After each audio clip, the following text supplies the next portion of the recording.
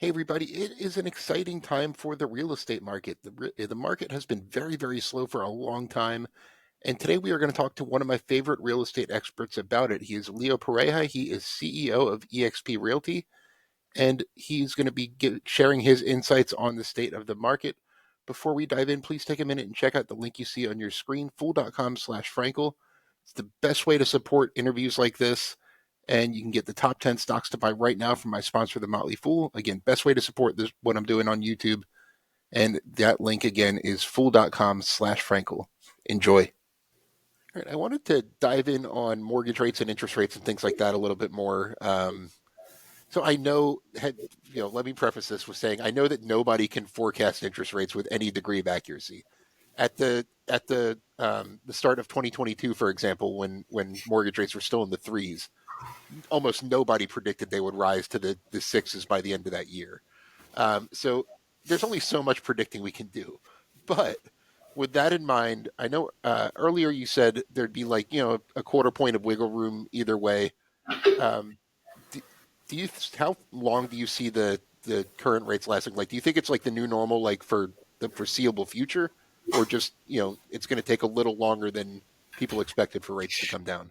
I think absolutely it's going to take a little bit longer, right? So if we go back to what I said earlier, we're normally sitting above the 10-year treasury, which is probably about mid fours right now. Historically, there's about a yield spread of about 150 basis points. For the last 18, 24 months, it's been closer to 200 to 250, even 300. And there's no specific mechanism that regulates that. It's just kind of the market sentiment. And the more instability historically looking at it, abroad, conflict, trade wars, tariffs, all that kind of stuff has a pricing implication into that yield spread.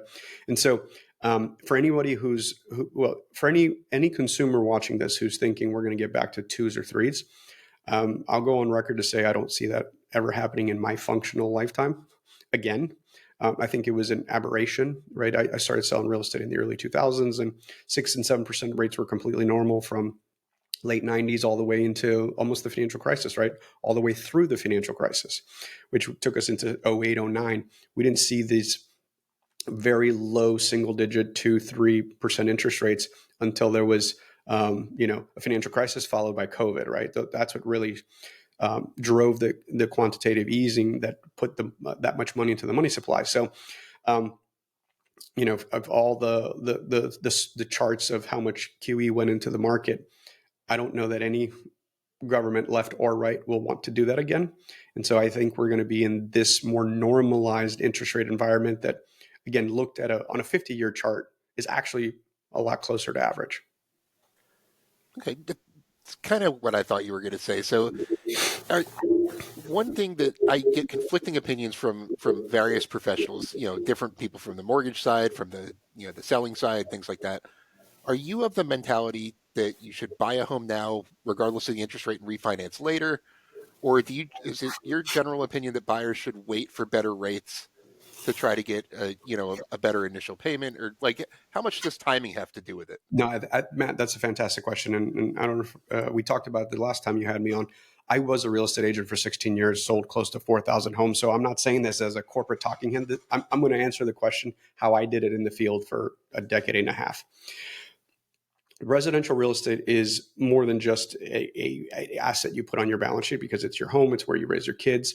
But forget the emotional kind of squishy stuff. It's a hedge against rent inflation, right? If we look at the CPI index, and what's been driving inflation for almost a couple of years now, the biggest driver of that is rent, right? And when you can lock in rent with a self-liquidating debt instrument. So, before I finish that sentence, I have to throw that in there, because some people are going to say, hey, there's been inflation in taxes and in insurance and other things. But there are a few things on the planet that actually have a self-liquidating mechanism attached to it. So what I would sit down with a young family or a single person who is looking to buy, I would ask them one simple question. How long do you plan on being in this general geography, right? Very different. So I grew up in the DC area, and I very commonly dealt with folks moving in for administrative change, right? And they were like, hey, I'm here on a 2-year contract. I'm here on a 3-year contract, but I really miss home. I'm probably going to leave. That's a very different question than, hey, I was born and raised here. My mom and dad live down the street. My siblings live one town over, and I'm going to work at the factory, company, government contracting firm, fill in the blank, for the next 10 years. I've already been there 10 years, right? If you see yourself in a geography for more than 10 years, and that's a very specific number, because I would tell people that um, you will, if you are going to be in a property for 10 years or more, and you look at any peak to trough, you're going to be good on a 50-year chart. And again, I'm not saying that as a matter of fact. I'm just looking at historical clues. Though, if you bought a house in 2007 in peak market in any zip code in the U.S. by 2017, you were able to sell again. Again, if you bought in 2007, had to sell in 2012, that was going to be pretty horrible for you, right?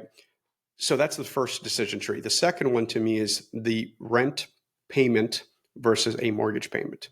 So if you think you're going to be in that geography less than 10 years, my very next important question is you have to do a very in-depth rent analysis and almost treat it like an income producing property on a cap rate. So if buying that property as a single person or a young person that's there on a short contract, and you're not very secure of either the longevity of the opportunity or how long you're going to be in that area, and that rent to mortgage payment is upside down by $500, you're going to be in a tough spot if you get relocated, lose your job, and have 6 months of carrying that empty.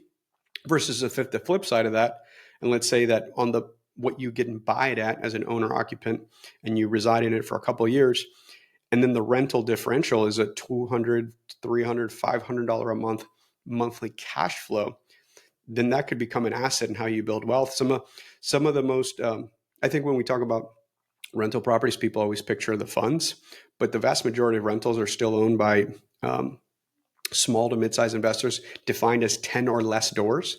And in my personal real estate career, I met many, many folks with 3 or 4 or 5 properties. And I asked them how they accumulated that real estate over their lifetime.